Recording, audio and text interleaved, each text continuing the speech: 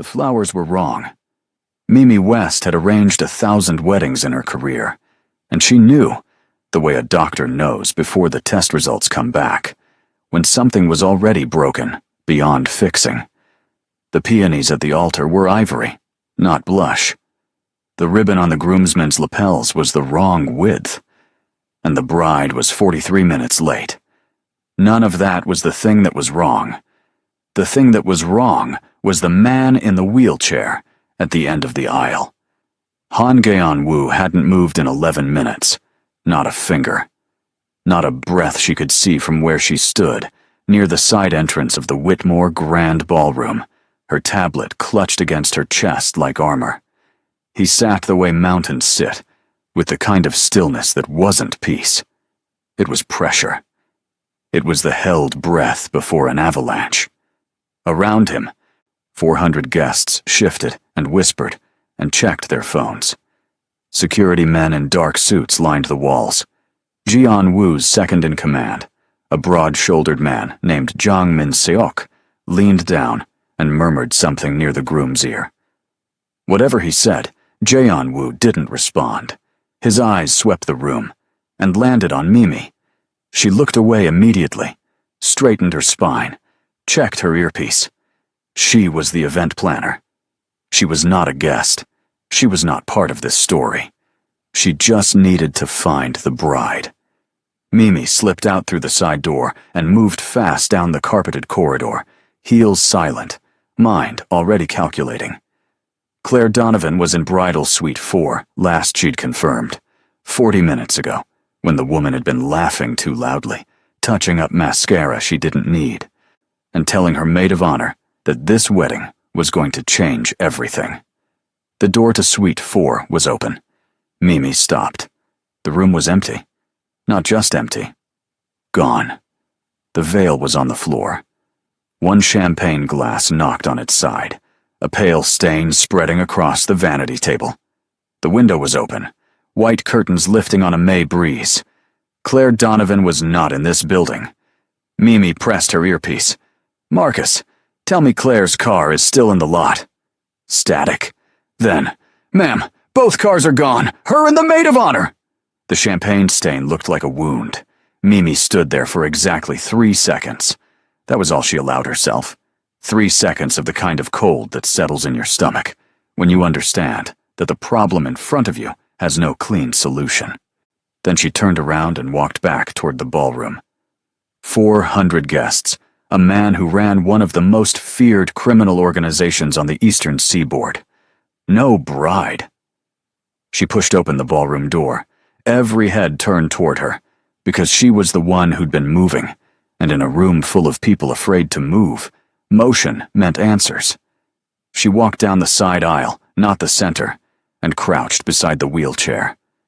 "Mr. Han," she said, low, "I need a moment with you, privately." He looked at her the way water looks before it boils, calm on the surface, something underneath working very hard. "Tell me here," he said. His voice was quieter than she expected, controlled, like a man who'd trained himself out of volume because volume wasted energy, and energy was ammunition. "Thought that wouldn't be appropriate. Tell me here." Mimi inhaled, set her tablet face down on her thigh, looked him directly in the eye. "Miss Donovan is not in the building," she said. "She left before the ceremony began. I'm sorry." The room had gone very still, the way rooms do when everyone is pretending not to listen. Jeon-woo didn't flinch, didn't blink. He looked at Mimi for a long moment, and she felt the weight of that look the way you feel a hand on your shoulder in the dark, not painful, just enormously present. Then something moved in his face, not grief, not rage, something quieter and more dangerous than either. He raised one hand. The room tightened. He pointed. Not at the door, not at the empty aisle, not at anything behind her. He pointed directly at Mimi. "You," he said. Her heart did something complicated. "Marry me instead." The silence that fell was the kind that has weight. She could hear the chandelier crystals shifting in the air conditioning. She could hear someone near the back make a sound that was half gasp, half-swallowed laugh. Mimi blinked. I'm your event planner. I'm aware. This is, Mr. Han, this isn't something that... Everything your company owns. His voice didn't rise. It didn't need to. Every contract, every account, your office lease, your vendors, all of it disappears before midnight. Unless you say yes. She stared at him. He stared back. I'm not joking, he said. And the terrible thing, the thing that made her stomach drop straight to the marble floor, was that she already knew that. Han Geon-woo didn't joke. She'd spent 3 weeks planning this event, and in all that time, she'd never once seen him smile. She'd seen him quiet, a room full of dangerous men with a single look. She'd seen his people step aside for him like water. She'd seen the way they watched him, not with love, with something more complicated, something that looked a lot like awe mixed with fear. She'd also seen, 2 weeks ago, the way he'd watched her. She'd been reconfiguring the floral arrangement in the East Wing dining room because the original design clashed with the lighting, and she'd looked up to find him in the doorway, alone, which was rare. He was almost never alone. He'd been watching her work, not the flowers, her. She'd said, without thinking, "You look like you're planning something," and he'd said, "I usually am." She'd turned back to the flowers, and when she looked again, he was gone. Now she was standing in front of 400 people with the ruins of someone else's wedding around her, and this man was offering her a choice that wasn't really a choice. She thought about her company. 8 years of 70-hour weeks, catering to clients who changed their minds 3 times a week, rebuilding after the year the pandemic wiped her calendar flat. She thought about her 2 employees, Dara and Marcus, who had student loans and car payments, and mothers they sent money to. She thought about her ex-fiancé, standing in her kitchen 2 years ago, telling her that she worked too hard and loved too little, and she'd thought at the time that the worst part was that he might be right. She thought about how this was absolutely insane. 6 months, she said. Geon-woo's eyes sharpened. Barely. If you weren't watching for it, you'd miss it. A contract marriage, she continued, because apparently she was negotiating now. Apparently this was happening. 6 months. I maintained full control of my company. No interference. And at the end, a clean separation. No drama. No complications. The silence stretched. 12 months, he said. 8. 12. His voice had the finality of a gavel. And your company not only survives, it grows. I have connections you've never dreamed of. She should say no. Every rational, self-preserving part of her brain was forming the word. No. She was a grown woman. She had options. She could rebuild. She'd rebuilt before. But she looked at him, really looked at him. And something in the steadiness of his gaze made her wonder, for reasons she couldn't fully explain, whether this man was as simple as he appeared, whether this moment was as simple as it appeared. Fine, she said. He nodded once, as if it had already been decided, as if, she would later think, it had been decided long before today. The ballroom erupted. Mimi stood straight, tablet clutched to her chest, face composed, while 400 people dissolved into noise around her. Cameras flashed. Voices overlapped. Min Seok moved immediately to Geon-woo's side, leaning down with an expression she couldn't read. Geon-woo said something back to him in Korean, short and sharp, and Min Seok straightened. Someone touched her arm. A young woman in a lilac bridesmaid dress, eyes wide with something between excitement and horror. Did that just actually happen? Excuse me, Mimi said, and walked out. She made it to the coat check corridor before she stopped walking. She pressed one hand against the wall, breathed. Her phone buzzed. Dara. Marcus just told me what happened. Is this real? She stared at the screen for a moment. Then she typed, "Handle the breakdown with the vendors. I'll explain tonight." She put the phone in her pocket, walked back into the storm. The next 72 hours were a fever dream. A legal team appeared, Jian Wu's lawyers, 3 of them, in suits that cost more than Mimi's monthly rent. They presented a contract that was both extensive and, she had to admit, surprisingly fair.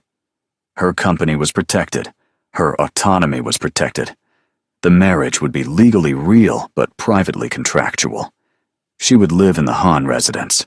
She would appear at events as his wife. But she would not ask questions about his business. She had her own lawyer review it, a woman named Patricia Osei, who was the sharpest person Mimi had ever met, and who charged accordingly. Patricia called her at 11 at night. "It's airtight," she said. "Everything you asked for is in here. Your company, your independence, the exit clause." A pause. "It's also very thorough. These lawyers have done this kind of contract before." "What does that mean?" "It means this man plans things carefully. Whatever he wants from this arrangement. It's not random.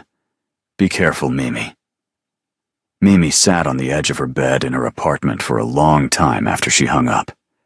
She looked at her hands, her left hand, ring-free, her engagement ring from David, returned 2 years ago in a velvet box she'd dropped immediately into a Goodwill bag. Now she thought, "I am not doing this for love." She thought, "I am doing this because I refuse to be destroyed." She thought, "I am doing this because something about the way he looked at me felt like recognition." That last thought scared her more than the contract. She signed. 2 weeks later, she moved into the Han residence. It was not what she expected. She'd prepared herself for something cold, all glass and steel, and the aesthetic of power for its own sake.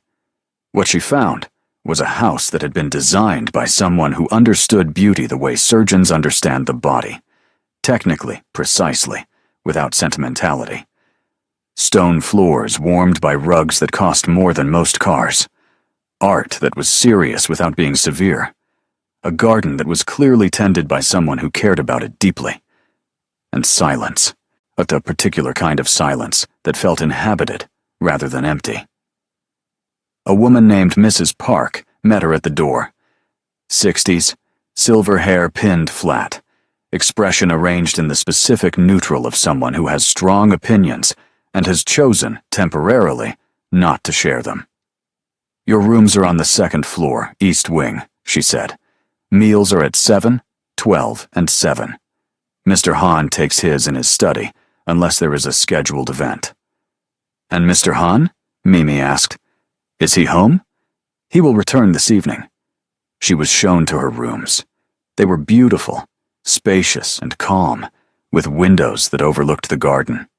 Someone had placed fresh flowers on the dresser, not the standard hotel-style arrangement, but something considered.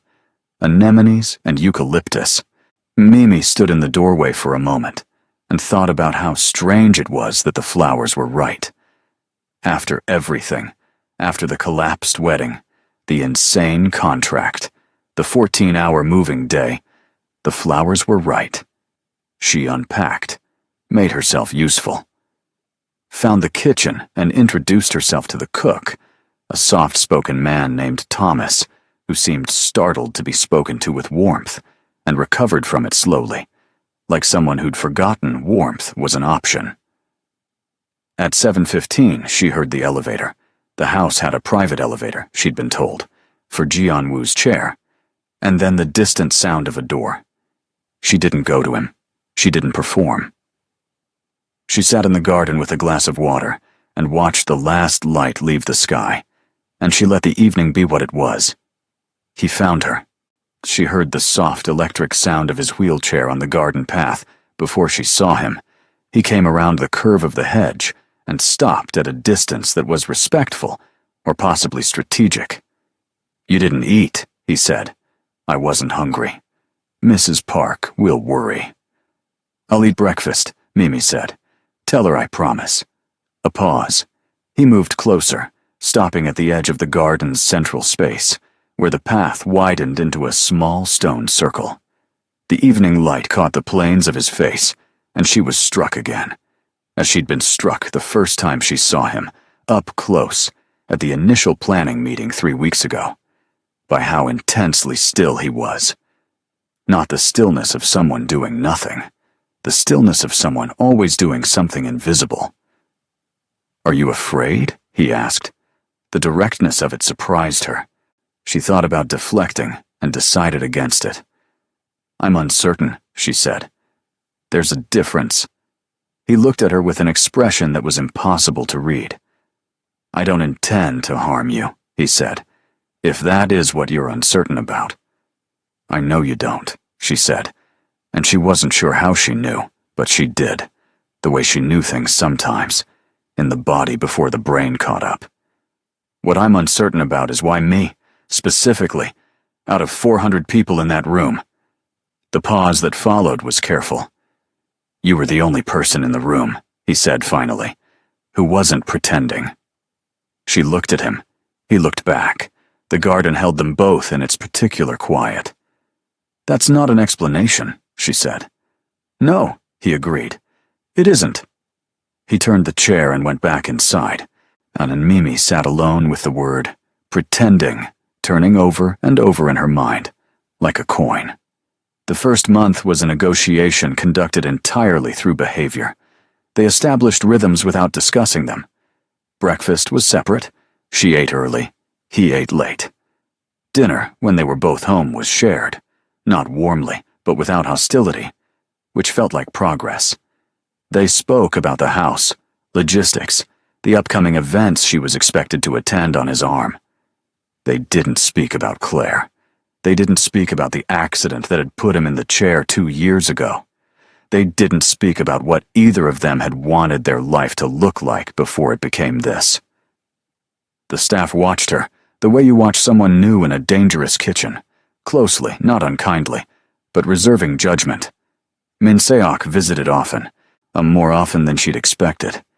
He was charming in a surface way, handsome, easy with a smile, quick to hold doors and offer compliments. He treated Mimi with a warmth that was slightly too warm, too deliberate.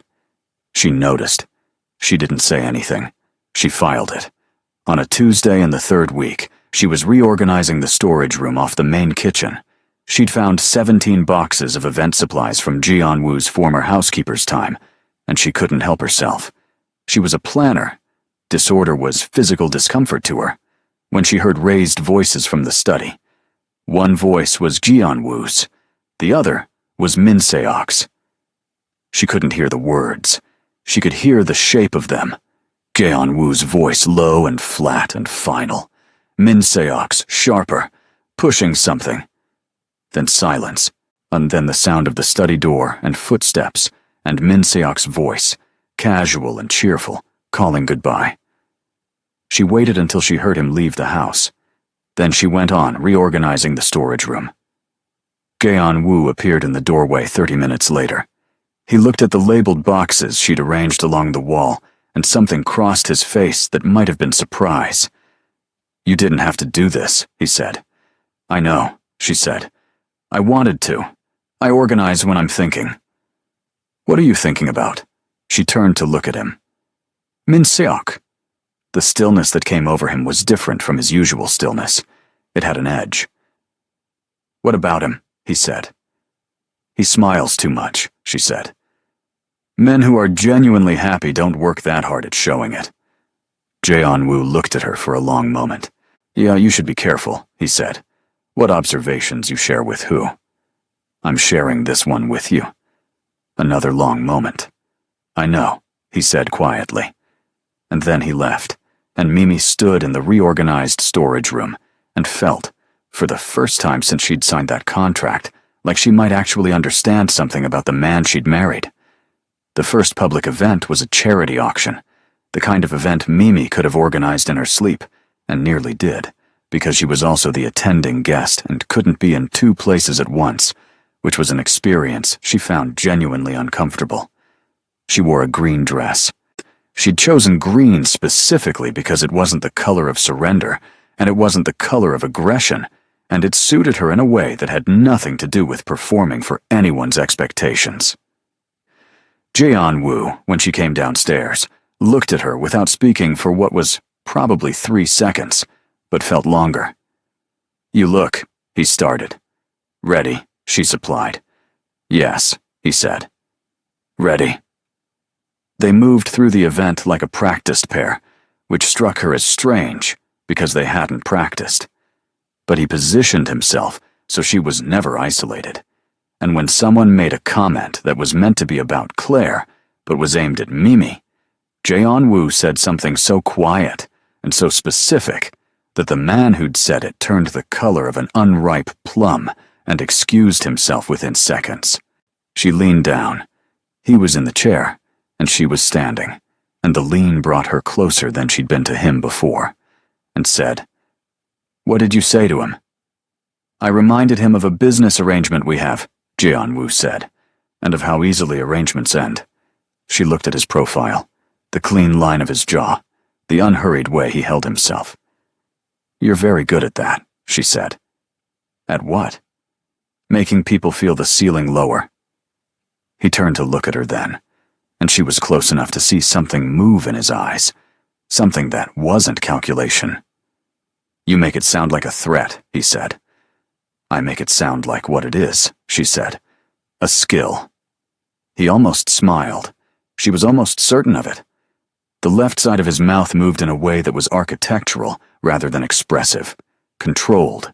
See, a fraction of something larger held back. But it was there. She filed that too. The second month, someone sent her a dead orchid. It came in a black box with no card, delivered to her office. She'd kept the office. It was in the contract. While she was on a call with a client, her assistant Dara brought it in and set it on the edge of the desk, with an expression that was trying to be professional and not quite making it. Mimi finished the call, looked at the orchid, photographed it. Sent the photograph to Jae-woo with a single line. "Received this at my office today." His reply came in under 4 minutes. "Don't touch it. I'm sending someone." Someone arrived within the hour. A quiet woman with a security firm badge who bagged the orchid and photographed the box and asked Mimi 3 questions in a tone that suggested the answers mattered.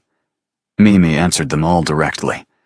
That evening, Jae-woo came to dinner and sat across from her and said, "It was a message, not a physical threat, but a message." "From who?" "Someone who wants to know if you matter to me." She set down her fork. "Do I?" The question hung between them. He looked at his plate, then at her. "You're in my house," he said. "That answers the question for anyone watching." "I asked what it answers for you."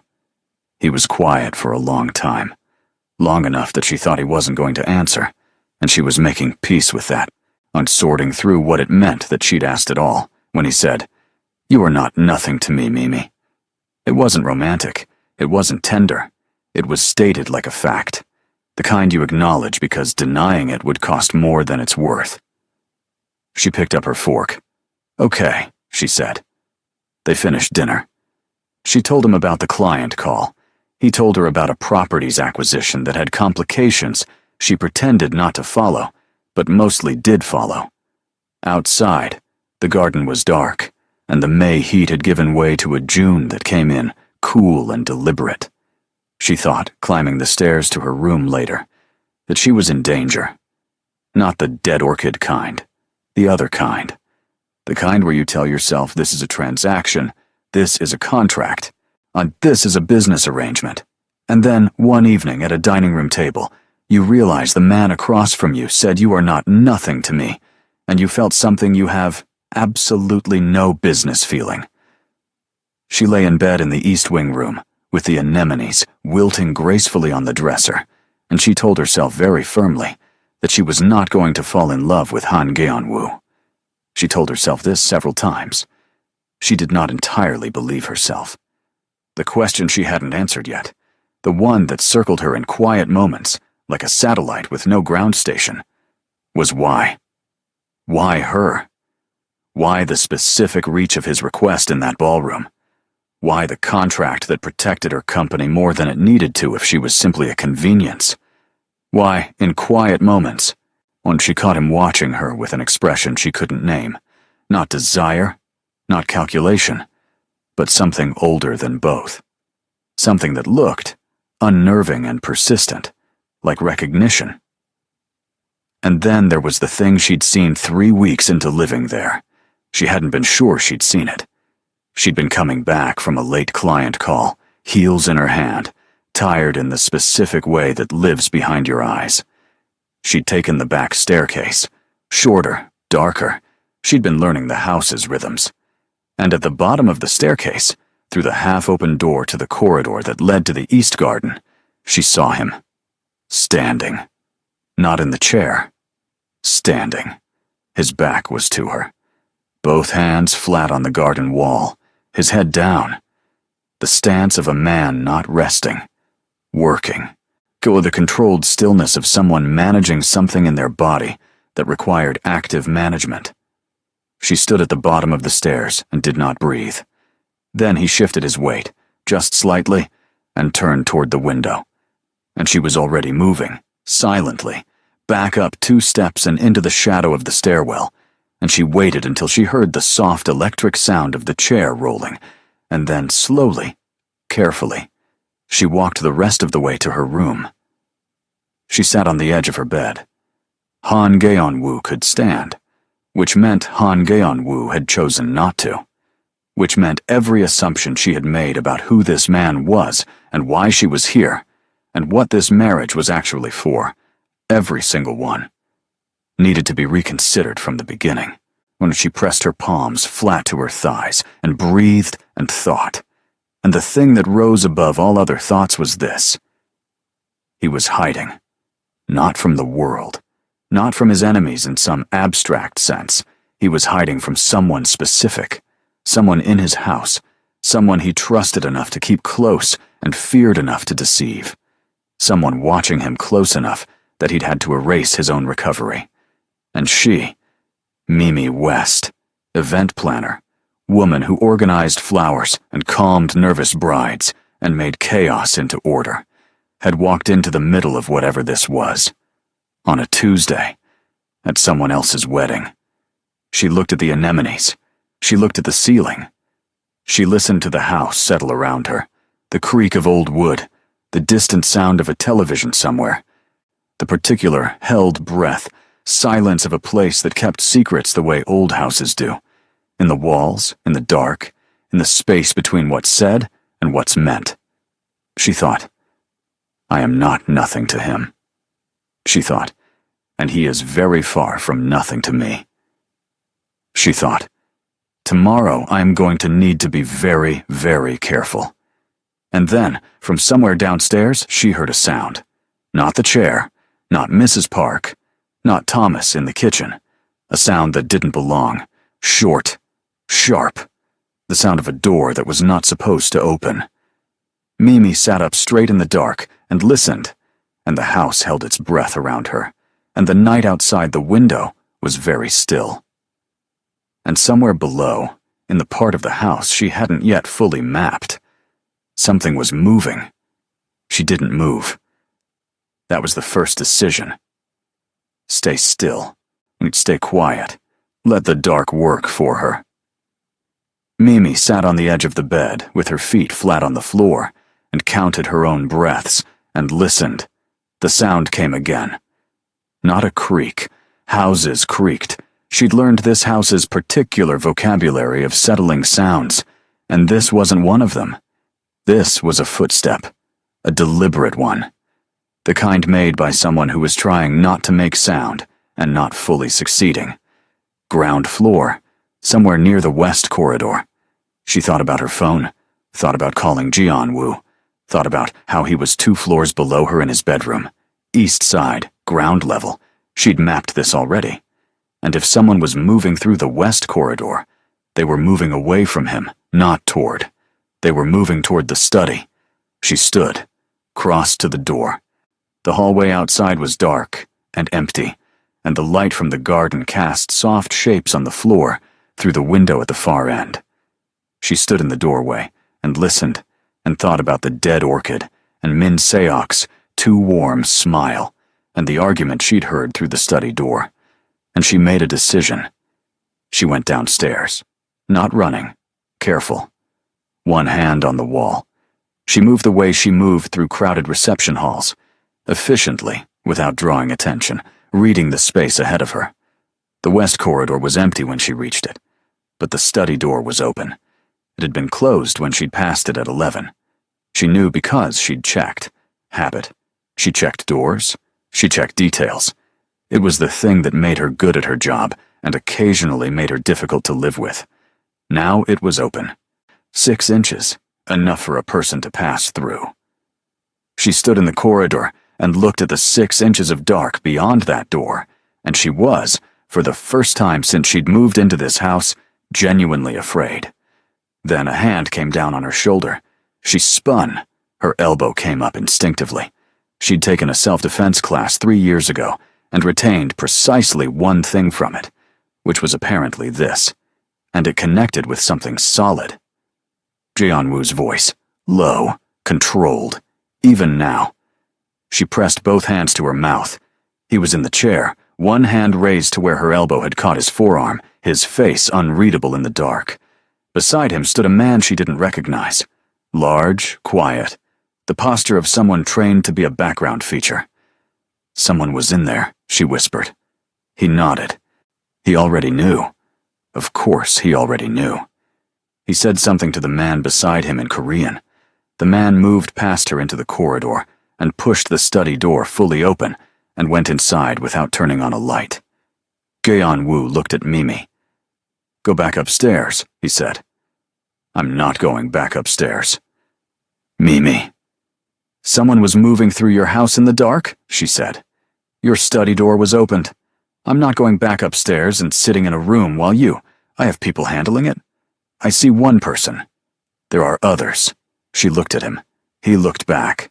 The corridor was very quiet, and the study door was open, and somewhere in that room, a man was moving without a light, and she was standing here in her pajamas, arguing with her contractual husband. "Fine," she said. "Oh, but then I'll stand here." He made a sound that was not quite a sigh. It was the sound of a man who had decided that the effort of winning this particular argument wasn't worth the cost.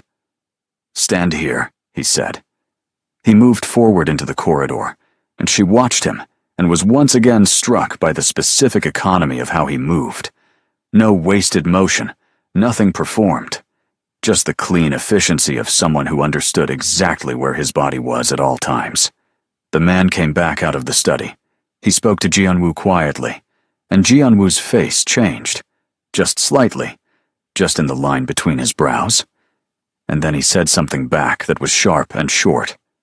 The man left, quietly, quickly, through the side door at the end of the corridor. Mimi waited. "Someone accessed the filing cabinet," Jianwu said. He wasn't looking at her. He was looking at the study doorway. The lock was picked, cleanly. What was in it? A pause. "Documents," he said. "Related to an acquisition." She knew from the pause that this was partly true, and mostly not. Was anything taken? "We'll know in the morning." He turned the chair, looked at her. Something in his expression was different, not softer, exactly, but less constructed, less curated, like a room where someone had moved the furniture slightly. "You should sleep." "You first," she said. He almost made the face again, the not-quite smile. It came and went so fast, she couldn't be certain. "I don't sleep much," he said. "I know," she said, because she'd noticed. The light under his door in the early hours. The cups of tea Mrs. Park left on the kitchen counter at 2 in the morning. "No, I do. So tell me there's nothing I should be afraid of tonight and I'll go back up." He looked at her for a long, steady moment. "You're safe," he said. The way he said it, not reassuring, not gentle, just absolute, settled something in her chest. "Okay," she said. And she went back upstairs. She didn't sleep for 2 hours. In the morning, Minseok came to breakfast. This was unusual.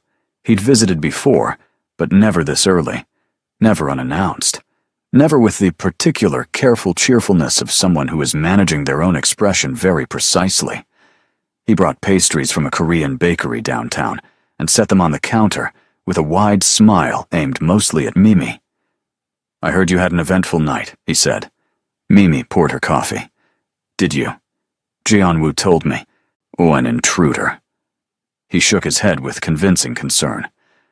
"This is why he needs better security. I've been saying it for months." "What kind of security do you have at your place?" she asked. He blinked. Just once. "Sorry? You're home. What kind of security setup? I'm asking because if this house needs improving, I'd want to know what works. You've been in Jianwu's circle for years. You must have thought about it." The smile stayed on his face. His eyes briefly did something else. "I have a good system," he said. "I'll send you the details." "That would be great," she said warmly. "Thank you." He never sent them.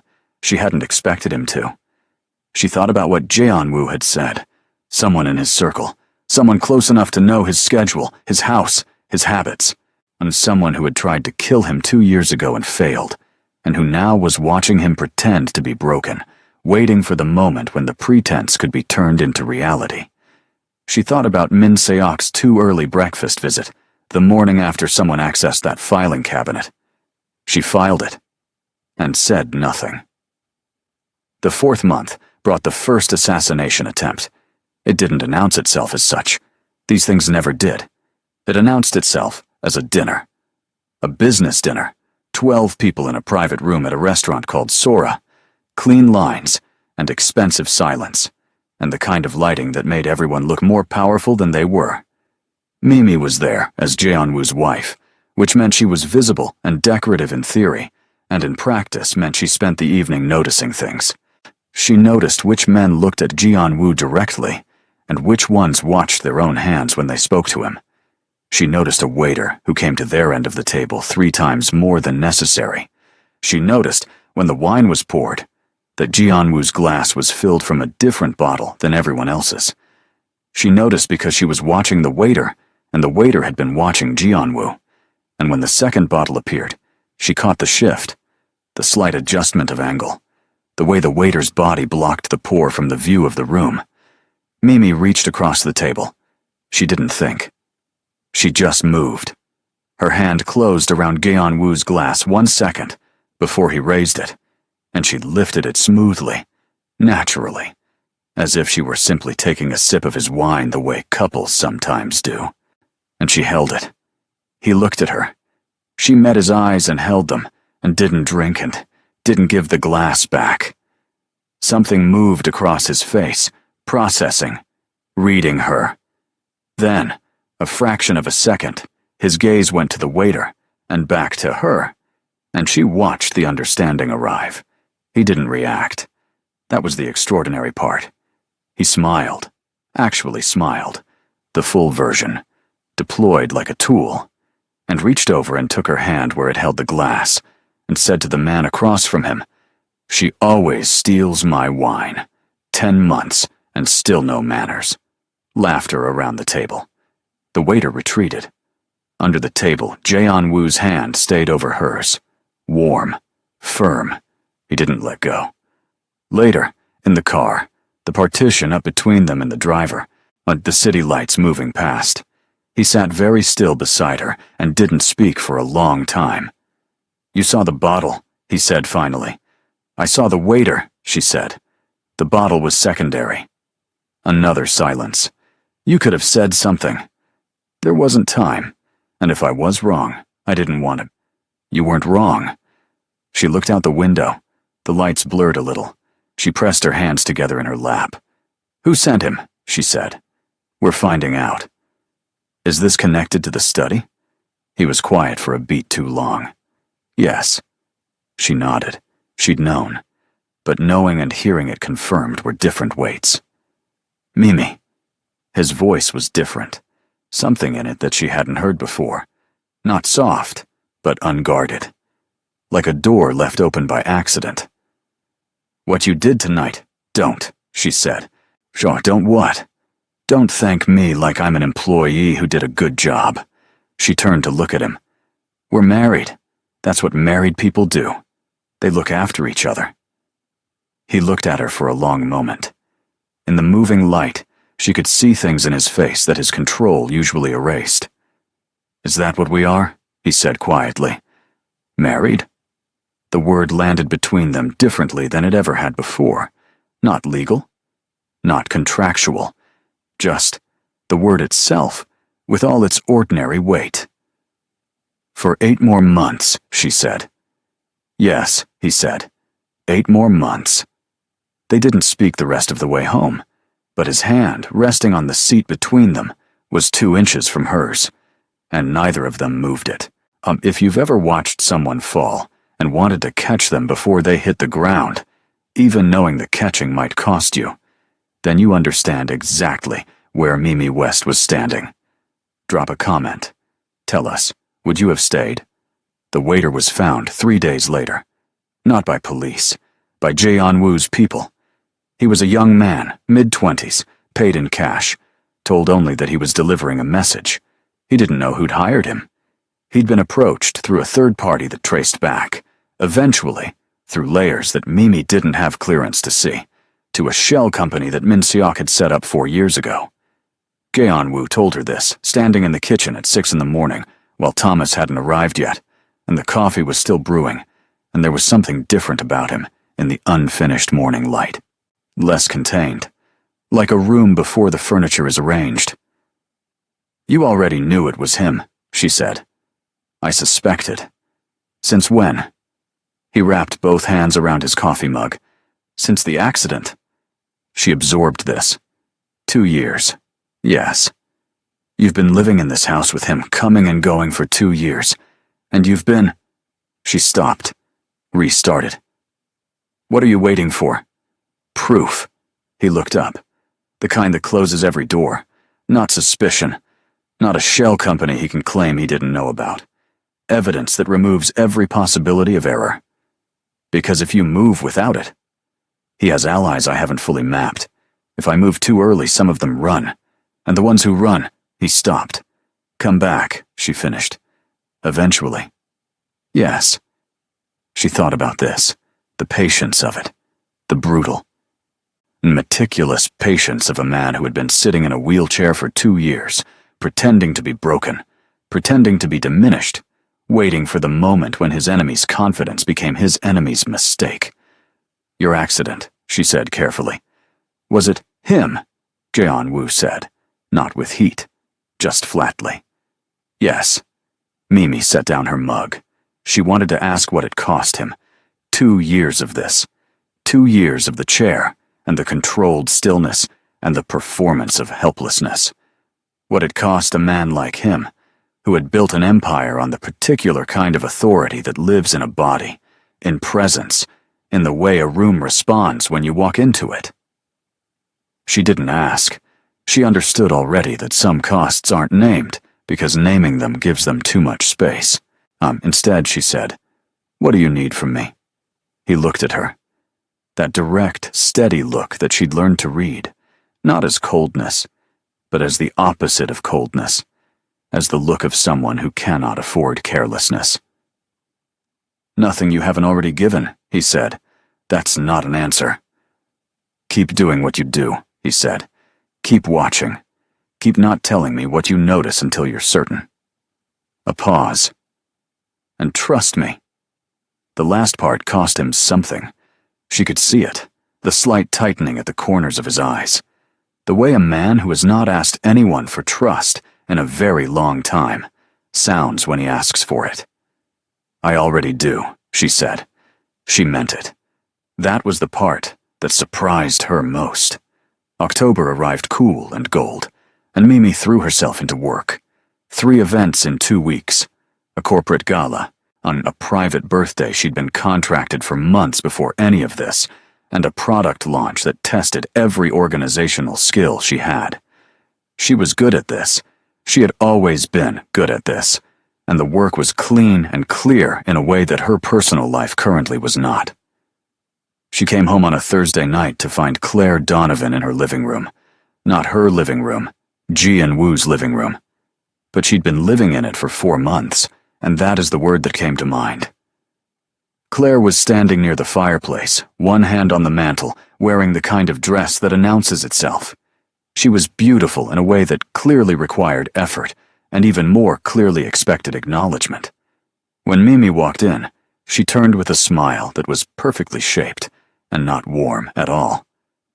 "You must be Mimi," Claire said. "I know who I am," Mimi said. She set her bag on the chair, looked around. "Where is Jianwu?"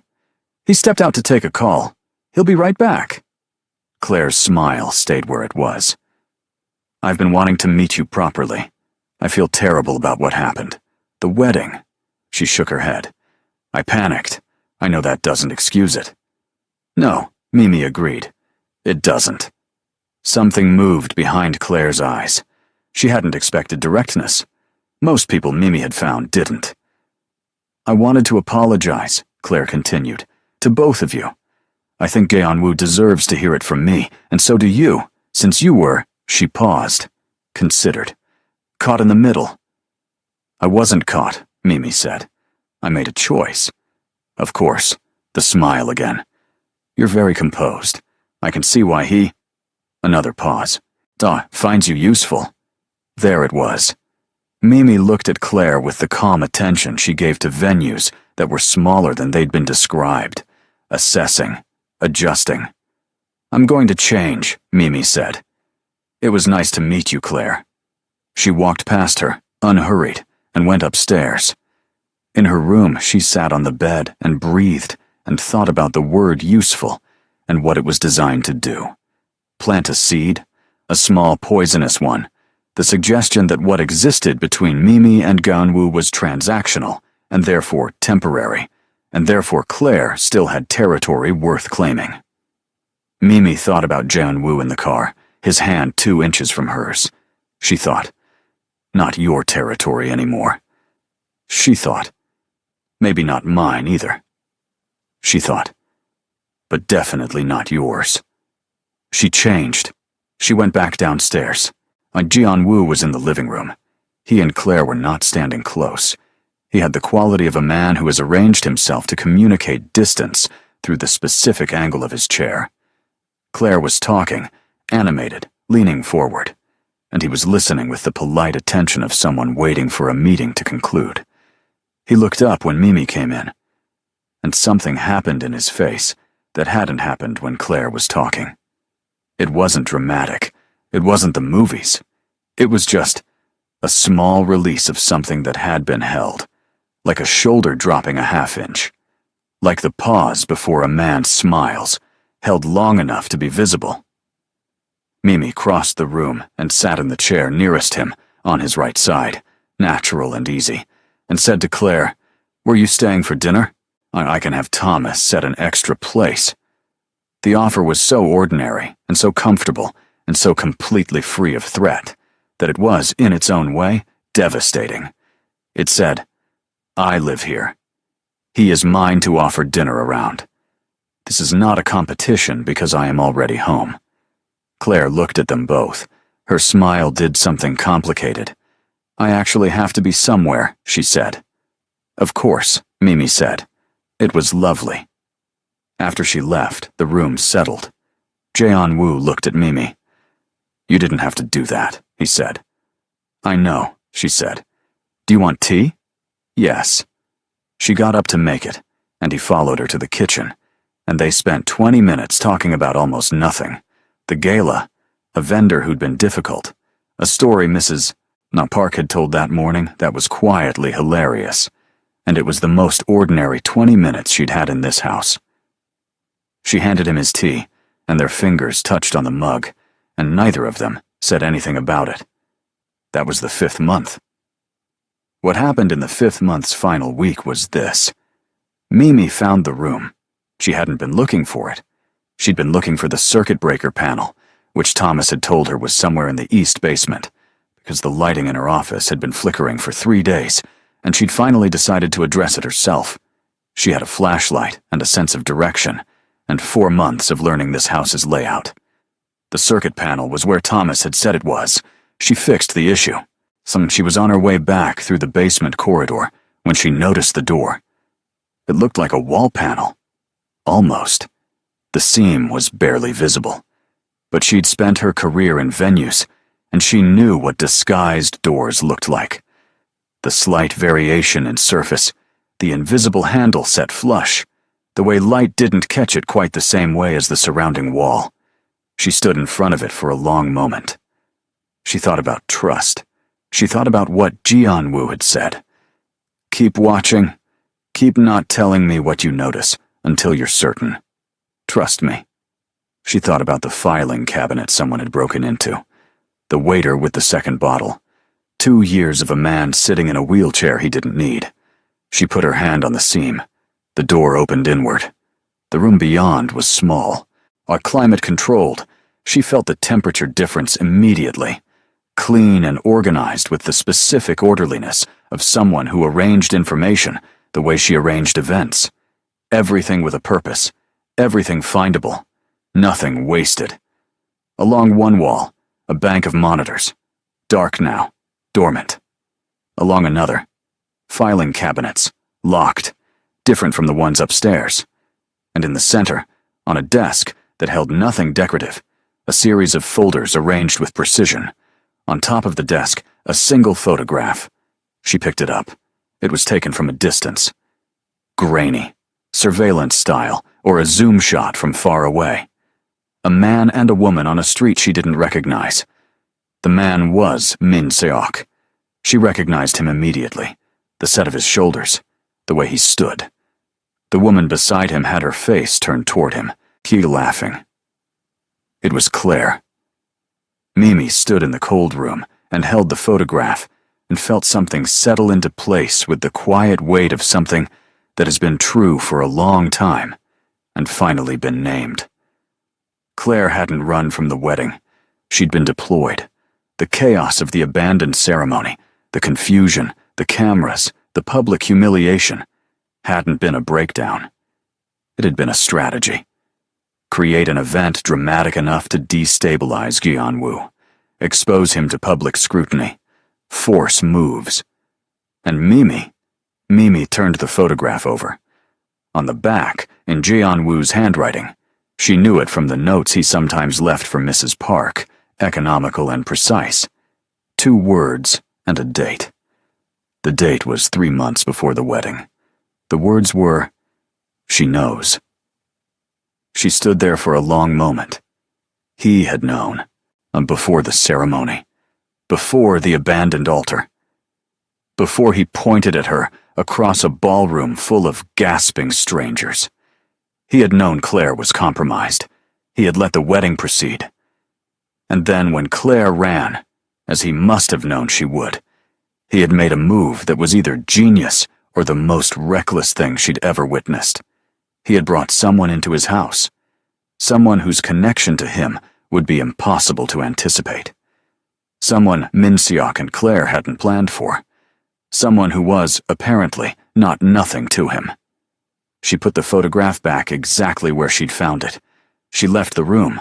She made sure the door sat flush behind her. She walked back upstairs and through the house, and she was very calm. The way she was calm when an event was 3 hours from disaster, and there was still time. Not if you moved correctly. She found Jianwu in the garden. The evening was cool now, October settling into itself. The garden's summer colors darkened and quieted. He was near the stone circle where they'd had their first real conversation. And she made herself register this directly, filing it alongside all the other things she'd filed. He was sitting in the chair, with his hands in his lap, and his face turned up to the last light, and he looked, for one unguarded moment, tired. Just tired. Just a man at the end of a very long 2 years. She sat in the chair across from him, the one she'd started to think of as hers. He looked at her. The tiredness disappeared back behind the composure. "Long day," he said. "I fixed the lighting in my office," she said. "Good. I found the circuit panel." A pause. Something shifted in his eyes. Reading her. "Good," he said again, more carefully. "And a room," she said. The garden was very quiet. He looked at her, and she looked at him. And between them was every question she wasn't asking, and every answer he hadn't given, and the photograph on the desk, and 2 words in his handwriting, and a date. "How long?" she asked. He understood the question. She saw it in the way his hands, in his lap, stilled completely. "How long have I known about Claire?" "Yes. 4 months before the wedding." She absorbed this. "And Minseok?" "Longer." She looked at her own hands, then back at him. "You built an entire operation around letting them think they were ahead of you. Yes. You let 400 people watch that wedding fall apart. Yes. You brought me here." The pause that followed was the longest one she'd ever sat through with him. "Yes," he said. And then, quieter. "I'm sorry." She looked at him sharply. She hadn't expected that. "The way it happened," he said. "The coercion, the threat to your company. That was—" He stopped. His jaw tightened. "That was the method I had available. It doesn't mean it was right." "You could have just asked me," she said. "You would have said no. You don't know that." "Mimi."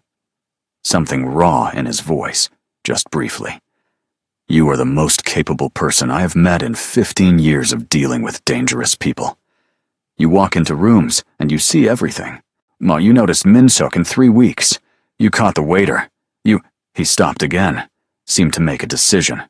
"I needed someone I could trust, and I needed it to look like something no one could have predicted, because if anyone suspected I'd chosen you deliberately, you would have been a target before you ever walked through my door." She sat with this. She thought about the way he'd said, "You are not nothing to me," and how that had been as close to an admission as he'd allowed himself. She thought about the photograph. She knows. 3 months before the wedding, he'd known the woman he was set to marry was working against him, and he had started planning, quietly, for the moment when he would need an asset no one had mapped. He hadn't chosen her randomly. He hadn't chosen her entirely strategically either. She was beginning to understand that the line between those 2 things, for this man, was one he himself might not be able to see clearly. "What happens now?" she said. "Minseok is moving faster," he said. "The study break-in, the restaurant, he's accelerating. Which means he's either getting desperate, or he thinks he's close to something." His eyes steadied on hers. "I think he found something in those files. Something that tells him I'm not as compromised as I've appeared." "Your legs," she said. He went very still. She met his gaze. "I know," she said quietly. "I saw you. In the East Corridor, weeks ago. I didn't say anything because—" She paused. "Because I understand why." The garden held them both. When he spoke, his voice was different. It was the voice she'd heard at 6 in the morning over coffee, in the car with the city lights moving. The voice under the voice. "I didn't know you'd seen," he said. "I know." "Does it change?" "No." She said it before he finished. Firm, clear. "It doesn't change anything." He looked at her for a long time, the kind of look that isn't calculating anything. That is just seeing. "Mimi," he said. "Don't," she said softly. "I wasn't going to say anything dangerous," he said. "I know," she said. "But don't anyway. Not yet." He nodded. She understood that he understood.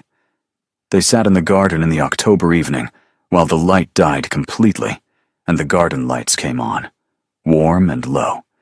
And somewhere in the house, Mrs. Park was moving through her evening routines, and somewhere in the city Minseok was making a plan. And between the 2 of them, on the stone circle of the garden, was something that had grown from a contract, and a threat, and a dead orchid, and a glass of poisoned wine, and a photograph in a hidden room. Something that had no clean name yet, but was entirely, inconveniently real. She should have been afraid. She wasn't afraid. She was— Her phone rang. She looked at the screen. Dara. Which meant work. Which meant something had gone wrong with the gala setup, which was in 48 hours, and which she absolutely could not afford to have go wrong. She looked up at Jae-woo. "I have to take this." "Go," he said. She stood. Walked a few steps down the garden path. Answered. Dara's voice came through tight and fast. "Mimi! The venue called. They're saying the booking was canceled. Tonight. Someone canceled it from our account. Mimi stopped walking. That's impossible, she said. I have the confirmation. Someone accessed our system, our internal system. They had the login. Everything. A pause. Mimi, all 3 of next month's bookings are gone. The clients are getting cancellation notices right now.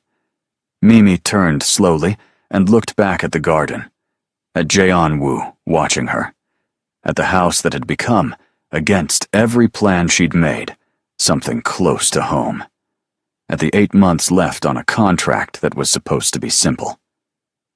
Lock everything, she said to Dara. Call Patricia. Don't respond to any clients until I get there. She hung up. Jae-on-woo was already reading her face. My company, she said. Someone just gutted it. He went completely still. Min Seok, she said. Not a question. He's sending me a message, Jae-on-woo said. His voice was flat and cold, and beneath the cold was something that wasn't cold at all. Through you. She looked at him. For a moment she felt the full weight of it. Everything she'd built. Everything she'd protected. 8 years of her life dismantled in the time it took to make a phone call. She breathed. Then we send one back, she said. He looked at her. Tell me what you need me to do, she said. And the look on his face. She would remember it. Not gratitude. Not relief. Something deeper than both. Something that looked, just for a moment, like the look of a man who has been alone for a very long time and has just remembered what the alternative feels like. Come inside, he said. We have work to do. She followed him into the house, but neither of them noticed the black car idling at the end of the block, and neither of them saw the man inside it raise a phone to his ear and say, quietly, into the dark, She's closer to him than we thought. Change the plan. The black car was gone by morning. Mimi knew because she checked. At 5:45, before Thomas arrived, before Mrs. Park began her rounds, she stood at the front window with her coffee and looked at the empty street and understood that gone didn't mean finished. It meant repositioned. They had worked until 2 in the morning. Jae-on-woo had called 3 people. Short calls, coded in the specific way of men who never say the actual thing. And Mimi had been on the phone with Patricia, and then with Dara, and then with each of the 3 clients whose bookings had been cancelled. She had been calm and direct and professional, and she had said, "There has been a security breach in our systems. Your event is fully intact. You will receive new confirmations within 24 hours. I personally guarantee it." 2 of the 3 clients had stayed. The 3rd had not. A corporate account, large, one she'd cultivated for 2 years. Gone. She'd sat with that for exactly the length of time it took to finish 1 cup of tea. Then she'd moved on. At one point, she'd looked up from her laptop and found Jae-on-woo watching her from across the room with an expression she was learning to read. The one that wasn't calculation. The one that lived underneath all the architecture of control. The one that looked like a man being surprised by something he didn't want to need. "What?" she'd said. "Nothing," he'd said. "So, Jae-on-woo." He'd looked back at his own screen. "You're remarkable," he said. Like a fact being logged. Like something he'd decided to stop pretending wasn't true. She hadn't known what to do with that. So she'd finished her tea and gone back to work. Now she stood at the window in the early morning and thought about what Patricia had said when Mimi called her the second time, after midnight, after the scope of the system breach was clearer. "This isn't just intimidation," Patricia had said. "This is preparation. Someone is clearing the board around you." What does that mean? It means they're removing your stability, your work, your income, your independence, the things that give you options. A pause. "Mimi, if something happens to Jae-on-woo, legally, physically, like any way, they want you to have nowhere to land." She'd sat with that too. She was still sitting with it when Jae-on-woo appeared in the doorway behind her, already dressed, his face carrying the specific alertness of someone who also hadn't slept much. "The car was back at 3, he said, "and gone by 4:30. She turned. "You knew about it." "I have cameras on the perimeter." "Yes." "You should have told me. You were handling enough." She looked at him steadily. "We agreed on trust." "I'm telling you now." "You're telling me after." He met her eyes. "Yes," he said. "I am. And I'm aware that's not the same thing." It was the closest she'd heard him come to an apology without the word. She let it be enough. "What's today?" she said. "Today," he said, "we end it." She set down her coffee. "No, tell me," she said. What he told her took 40 minutes and a second pot of coffee, and the careful unfolding of a plan that had clearly been built over a very long time. Not just the 2 years since the accident, but before, in the period when Ji-Wu had first begun to see the shape of Min Seok's ambition and understand that the man he'd trusted most was measuring the space he occupied and finding it desirable. The evidence was ready. Had been ready for 3 weeks, he told her. A full record, financial, digital, physical, of Min Seok's parallel operation, the assassination attempt on the road that had put Ji-Wu in the chair, the shell companies, the alliance with Claire. Everything documented and held by 3 separate attorneys in 3 separate cities. "Then why haven't you moved?" she said. "Because there's one piece I was still building," he said. He looked at her directly. "I needed Min Seok to make a move against someone who had nothing to do with the organization. Someone with clean hands. It changes the nature of what he's done, legally, and in terms of the people he answers to." She understood it before he finished. "Me," she said. "Your company," he said. "Yes. Last night, he crossed a line he can't argue his way back from. He attacked a civilian business, a legal one, with a paper trail that leads directly to him." Something cold and final settled in his eyes. "He gave me the last piece." She thought about this, about being a piece, even a necessary one, even a protected one, about the part of her that wanted to be angry about it. She examined that part, turned it over. She thought about the hidden room and the photograph, and she knows written in his handwriting 3 months before the wedding. She thought about the wine glass, the orchid, the night someone moved through the dark corridors of this house. She thought about a man who had been planning his survival for 2 years, with the patience of someone who understood that impatience was the one luxury he could not afford. "Is this what you needed me for?" she asked. "From the beginning? This specific moment?" He was quiet for a moment. "Partly," he said. "And the other part?" He looked at her with the look she'd stopped being able to categorize. "I think you know the other part." She did. She'd known for a while. "Okay," she said. "What do I need to do?" He told her. At 11 o'clock that morning, Mimi called Min Seok. She kept her voice easy, warm, with just enough strain underneath it to be convincing. She said that she'd been thinking about what had happened with her company's system, and she was frightened and confused, and she needed to talk to someone who understood Ji-Wu's world better than she did. She said she wasn't sure she could trust Ji-Wu with this. She said she thought something was wrong. Min Seok agreed to meet her for lunch. Of course he did. She'd handed him exactly what he'd been working toward, a crack between her and Ji-Wu, a way in. She wore a wire. It was smaller than she'd expected. The woman who fitted it, another quiet professional from Ji-Wu's circle, did it in under 3 minutes and told her to breathe normally and speak at her natural volume. "I'm always calm," Mimi said. The woman looked at her. "Why, good," she said. "You'll need to be." The restaurant was one Min Seok had chosen. Neutral ground, he'd said. Mimi arrived first and sat with her back to the wall because she had spent enough time with Ji-Wu to have absorbed certain habits. Min Seok arrived at 12:02, smiling, warm, solicitous. He ordered water and leaned across the table and said, "I'm so glad you called. I've been worried about you." "Have you?" she said. "Of course. This whole situation, Jianwu can be overwhelming. I know that better than anyone. He shook his head. He uses people, Mimi. It's not personal. It's just how he's built. Is that what he did to Claire? She asked. The smile adjusted. Barely. Claire made her own choices. She did, Mimi agreed. With some help, I think. A pause. What do you mean? She looked at him. She thought about every moment in the last 5 months, every careful observation, every filed detail, everything she'd noticed and said nothing about until she was certain.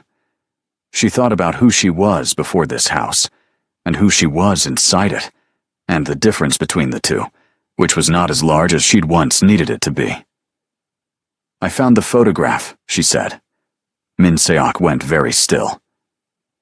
The one in the hidden room, she said. You and Claire, dated 3 months before the wedding.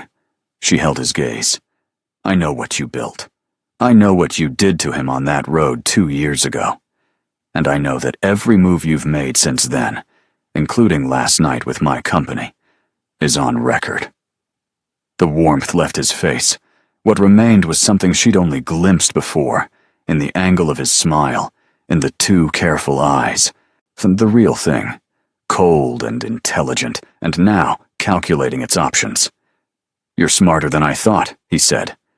Most people are, she said. He leaned back. Something shifted in his posture. The performance dropped, which she found almost a relief. This version of him was dangerous in an honest way. She could work with honest danger. You understand, he said quietly, that what you're doing right now has consequences. I do. Jianwu won't be able to protect you if... He's not protecting me, she said. I'm protecting myself. She held eye contact. And I'm very good at it. She stood. She left $40 on the table for the water neither of them had touched. She walked out of the restaurant into the October sunlight, and she did not look back. Her hands were shaking slightly. She made them stop. Her phone buzzed. Jianwu. We have everything we need. She typed back. I know. She walked half a block, and then sat down on a bench and breathed for a while, and watched the city move around her, and thought about how strange it was to feel, in the middle of what was objectively a very dangerous situation, completely and entirely like herself. What happened next happened fast, the kind of fast that is the result of very slow, very patient preparation. Min Seok was contacted by 3 of Gaeon-woo's associates, men who had been waiting, who had their own reasons, who had watched Min Seok's parallel empire grow and had made their own calculations about which side of history to stand on. The evidence package was delivered simultaneously to 2 law enforcement contacts and to the 3 attorneys holding copies. The shell companies began to unravel. The financial records surfaced. The digital trail from the restaurant booking system, the one that had canceled Mimi's events, led back through 2 proxy accounts to a device registered in Min Seok's name. Claire, when she was reached, made the decision that people make when they understand the structure around them is collapsing, and the question is only how much of themselves they preserve. She confirmed the alliance. She confirmed the wedding was staged. She confirmed the name of the man who had paid the driver on the road 2 years ago, the one who had run Jianwu's car off the bridge on a rainy February morning and left him in the water and driven away. That driver had made his own decision 18 months ago, while he'd gone to one of Gaeon-woo's people and offered information in exchange for being left alone. Jianwu had been left alone too. By design, by the patience of a man who understood that the most dangerous move is the one made too early. Min Seok was arrested on a Thursday. Mimi found out from a news alert on her phone. She was in her office, her actual office, which had been restored, all 3 bookings recovered.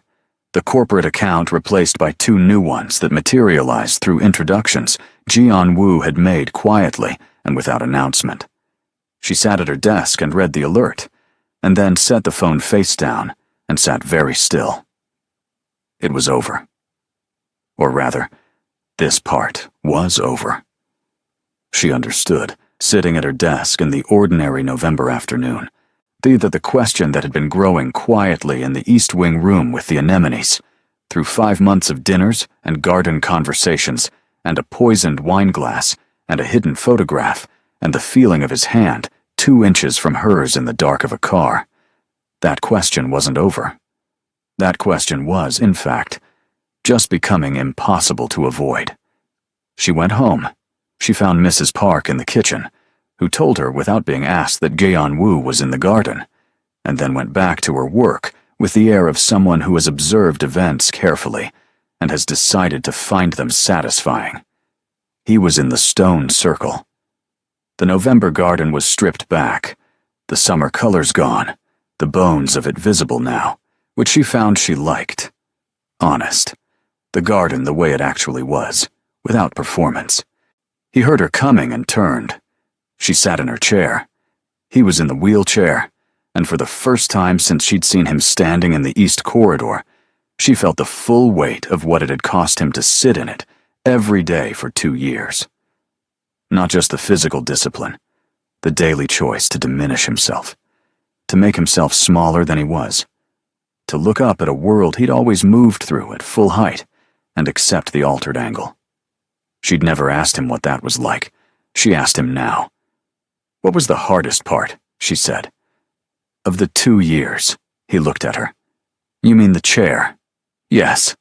He was quiet for a moment. Not the deflecting kind of quiet.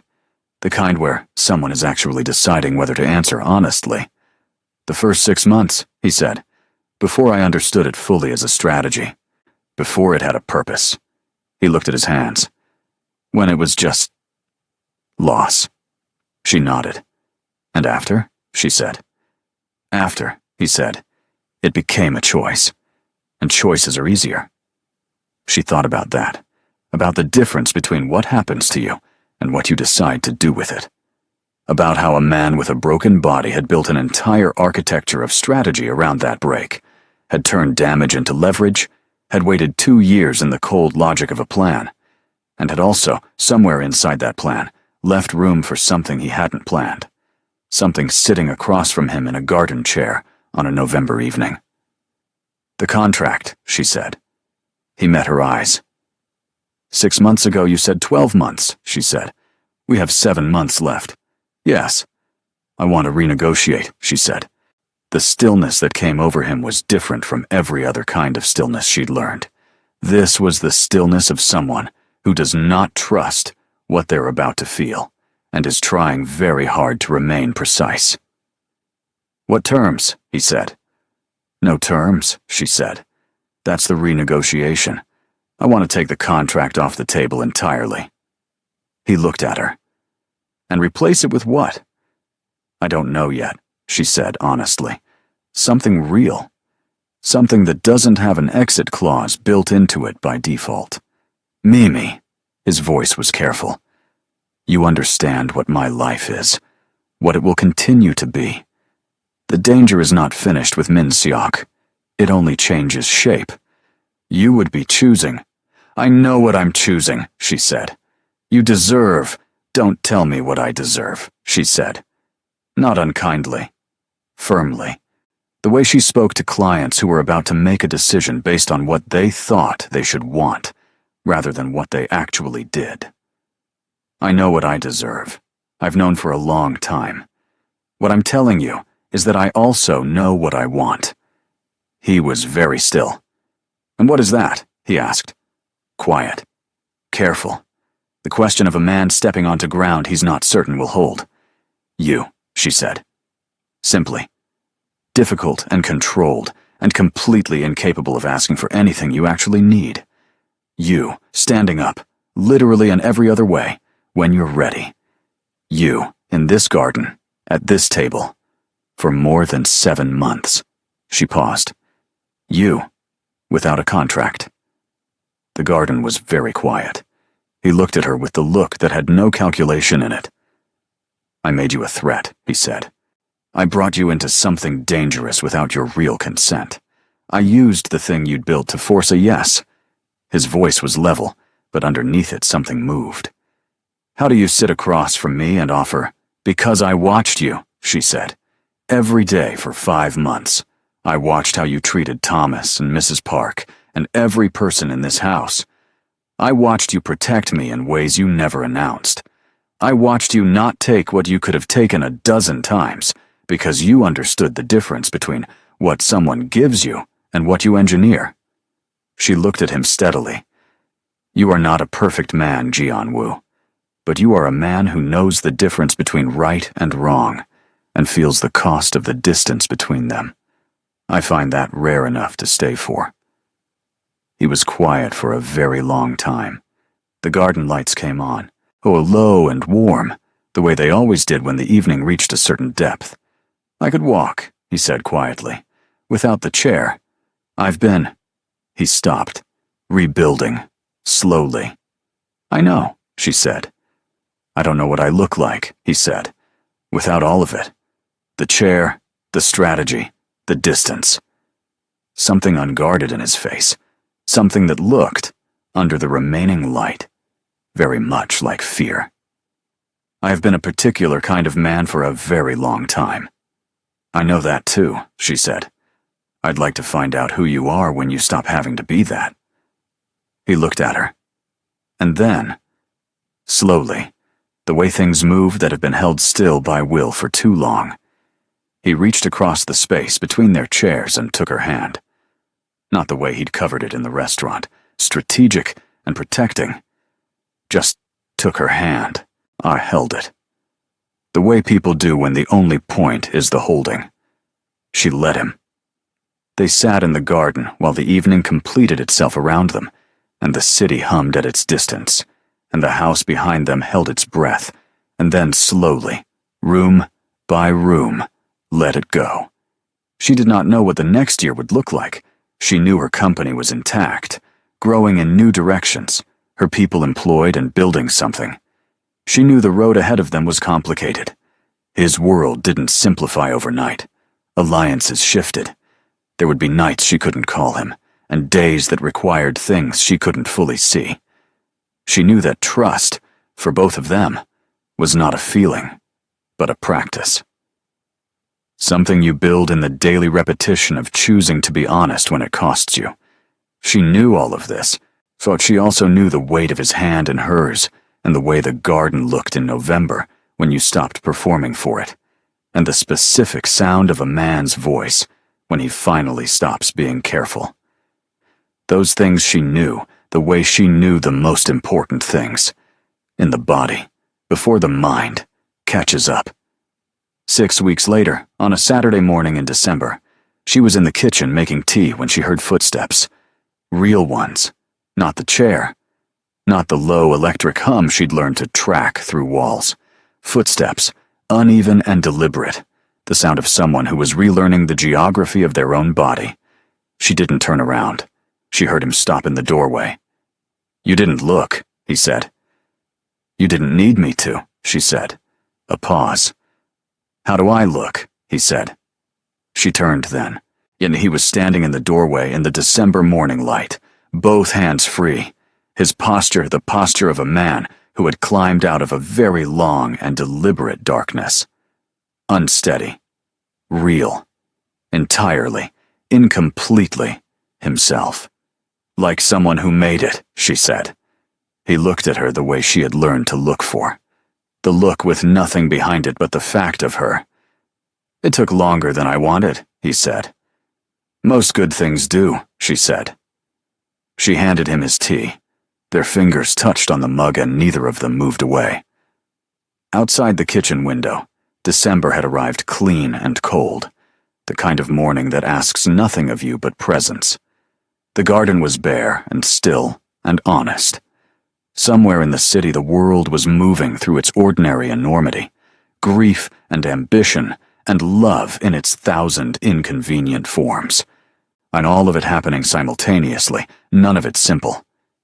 In the kitchen, 2 people stood close together in the early light and drank their tea, and did not say very much, and did not need to. This was not the end of their complications. This was not the end of risk or difficulty, or the particular ongoing work of 2 people who had both, in their own ways, spent a long time believing they were better off without the weight of someone else's trust. But it was a beginning, the real one, the one that hadn't been arranged or engineered or written into a contract in a lawyer's office, the one they had chosen, in a garden in the dark, with their eyes open. There is a kind of strength that gets all the attention, the loud kind, the kind that announces itself, that takes up space and demands acknowledgement. And then there is the other kind, the kind that shows up in a ballroom when everything has already gone wrong and makes a decision. The kind that notices the second bottle, the kind that walks into a hidden room and puts the photograph back exactly where it was and says nothing until it means something. The kind that stays, not because it has to, but because it has looked at the full weight of a thing and decided it is worth carrying. Mimi West knew both kinds. She had always known both kinds. She had just, for a long time, been carrying them alone.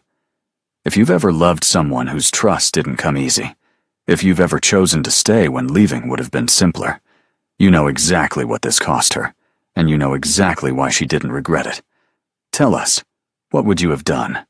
If a man came to you with a contract and a threat, and something real underneath both of them, if you could see past the armor to what was actually there, would you have walked away? Or would you have done what Mimi did? Would you have stayed? Some love stories begin with flowers and music and everything in the right place.